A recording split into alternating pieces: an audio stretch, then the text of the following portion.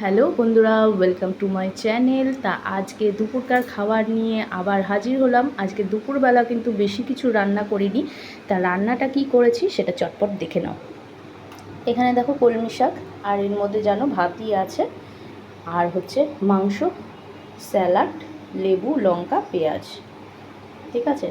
তা আজকের রান্না কিন্তু একদম সেফসাব রান্না করেছি, বেশি কিছু করিনি। তা তোমরা কমেন্টে জানিও আজকের রান্নাটা তোমাদের কেমন লাগলো। আর সকালবেলা ভিডিও তোমাদের দিয়েছি, সেগুলো তোমরা দেখেছো। আর কালকে ভিডিও আমি করেছিলাম কিন্তু তোমাদের ছাড়তে পারিনি, আমার ফেসবুকটা বন্ধ হয়ে যাচ্ছে বারবার। আর আমার ইউটিউবটা খোলা আছে, যদি কোনো অসুবিধা হয় বা ফেসবুক বন্ধ থাকে, ইউটিউব চ্যানেল শর্মিষ্ঠা পাল বলে সার্চ করবে, কিন্তু সবাই দেখতে পাবে। ঠিক আছে। আর